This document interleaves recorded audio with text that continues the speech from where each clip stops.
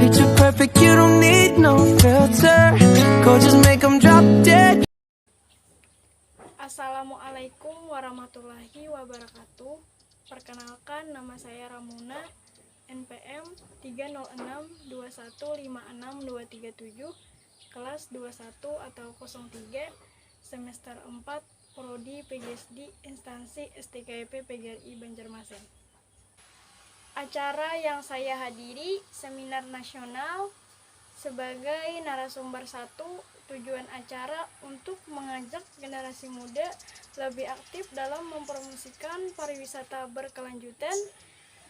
Jumlah penonton 100 orang, tempat pelaksanaan ruangan yang tersedia.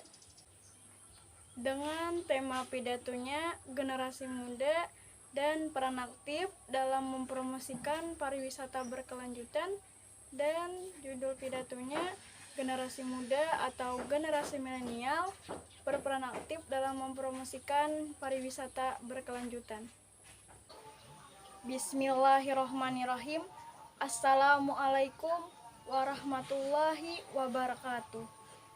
Yang terhormat panitia penyelenggara acara dan hadirin yang saya hormati, pada kesempatan yang baik ini, marilah kita panjatkan puji syukur kehadirat Allah Subhanahu wa Ta'ala yang mana telah memberikan nikmat dan hidayahnya kepada kita sehingga bisa berkumpul dalam keadaan sehat pada hari ini. Salawat serta salam semoga senantiasa selalu tercurahkan kepada junjungan baginda Nabi Muhammad SAW. Hadirin yang saya hormati, pada kesempatan yang sangat baik ini, izinkan saya untuk menyampaikan pidato mengenai generasi muda atau generasi milenial berperan aktif dalam mempromosikan pariwisata berkelanjutan. Sebagai generasi penerus bangsa, anak muda merupakan salah satu tunggak penting dalam perekonomian. Dalam era digital, peran dan ide-ide kreatif anak muda dibutuhkan untuk membangun perekonomian. Generasi muda atau generasi milenial memiliki peluang besar dalam memajukan dan meningkatkan perekonomian Indonesia, yaitu melalui industri kreatif. Pranko Ciwangko selaku anggota DPRD Kota Manado mengatakan, pada abad 21 ini, industri pariwisata disinyalir merupakan pendorong utama perekonomian yang mengantarkan puncak gelombang wisatawan ke pasar dunia. Menurutnya, alasan kunjungan wisatawan disinyalir karena daya tarik keragaman potensi alam dan budayanya. Kondisi demikian merupakan bukti bahwa budaya yang unik merupakan magnet wisata yang kuat. Pembangunan kepariwisataan yang berkelanjutan tidak didasarkan kepada paradigma bahwa wisatawan adalah mangsa yang akan untuk dikuras isi kantongnya. Paradigma semacam ini akan menyebabkan suatu destinasi pariwisata kehilangan pelanggan setia karena wisatawan merasa dieksploitasi. Disinilah peran pemuda dan mahasiswa untuk meluruskan kembali, membangun dan menjaga pariwisata agar tetap tumbuh berkesinambungan. Sebagai pemuda bangsa, kita juga bisa membuat karya yang memiliki nilai seperti yang diuraikan tadi untuk mendukung roda pariwisata yang berwawasan berkebudayaan, ujar anggota termuda DPRD Kota Manado. Hal paling sederhana, generasi milenial atau bahkan generasi Z dapat melakukannya dengan membuat konten-konten menarik di media sosial, konten yang dapat mempromosikan destinasi pariwisata yang berkelanjutan, serta bagaimana seorang wisatawan dapat melakukan kegiatan wisata yang bertanggung jawab. Hadirin yang saya hormati, selain itu juga, desa wisata menjadi penggerak dalam perekonomian masyarakat.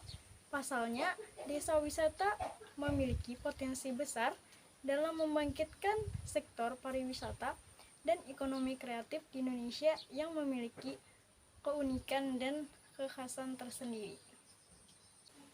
Guna mewujudkan dan membangkitkan desa wisata yang unggul, Menteri Pariwisata dan Ekonomi Kreatif atau Kepala Badan Pariwisata dan Ekonomi Kreatif, Bapak Sandiaga Uno, mengajak milenial untuk terjun langsung di dalamnya. Menurut Bapak Sandiaga Uno, generasi milenial dan generasi Z memiliki kreativitas yang luar biasa dalam menghasilkan ide-ide cemerlang dan inovasi atau terobosan yang out of the box. Lantas, mengapa generasi milenial harus terlibat dalam membangun desa wisata? Selain karena kreativitasnya, hal ini didasari data sensus penduduk 2020 bahwa sebesar 53% atau sekitar 90 juta seluruh penduduk di Indonesia didominasi oleh generasi milenial dan generasi Z. Itulah mengapa generasi milenial dan generasi Z memiliki peran penting dalam membantu program unggulan Kementerian Pariwisata dan Ekonomi Kreatif atau Badan Pariwisata dan Ekonomi Kreatif atau Kemenparekraf atau Baparekraf dalam membangun desa wisata. Nantinya, generasi milenial dan generasi Z akan memperoleh program pelatihan dan pendampingan dalam meningkatkan kompetensi, sehingga diharapkan generasi milenial dan generasi Z dapat menghadirkan desa wisata yang unggul, berkelanjutan, dan berdaya saing, khususnya di daerah mereka masing-masing. Hadirin yang saya hormati, contohnya seperti di daerah saya di Amuntai, Kabupaten Hulu Sungai Utara, Provinsi Kalimantan Selatan, terdapat banyak tempat wisata yang menarik, terbaru, dan hits buat liburan, yaitu 1. Wisata Kerbau Rawa, 2. Danau Ceramin, 3. Danau Biru Tabur, 4. Wisata Itik Alabiu, 5. Sirkuit Tabur, 6. Titian Panjang, 7. Candi Agung, 8. Siring Kota Amuntai, 9. Pasar Alabiu, 10. Danau Panggang. Nah, kita sebagai generasi muda atau generasi milenial penerus bangsa, salah satunya dapat memanfaatkan jejaring media sosial untuk mempromosikan wisata-wisata yang ada di HSU. Dan jika pariwisata berkembang, harapannya akan berdampak pada perekonomian di daerah. Demikian pidato tentang generasi muda atau generasi milenial berperan aktif dalam mempromosikan pariwisata berkelanjutan. Semoga bermanfaat untuk kita semua. Mohon maaf apabila ada kesalahan dalam bertutur kata. Atas perhatiannya saya ucapkan terima kasih. Wassalamualaikum warahmatullahi wabarakatuh.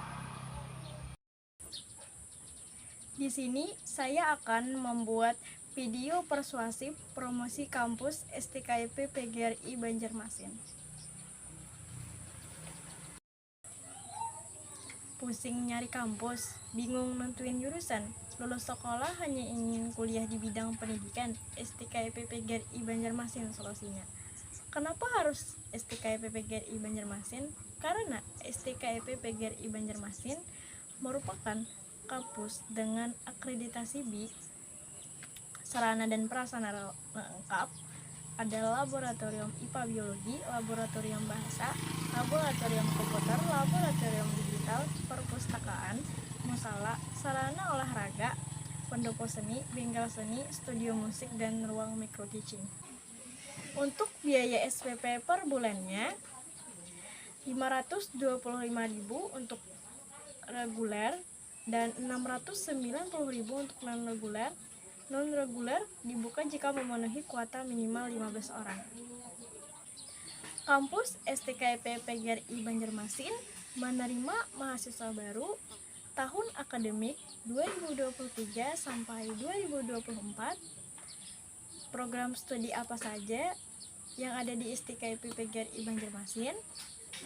Program studi sarjana Pendidikan Bahasa dan Sastra Indonesia, Pendidikan Bahasa Inggris, Pendidikan Matematika, Pendidikan Teknologi Informasi, pendidikan biologi, pendidikan sanitari, dan PGSD.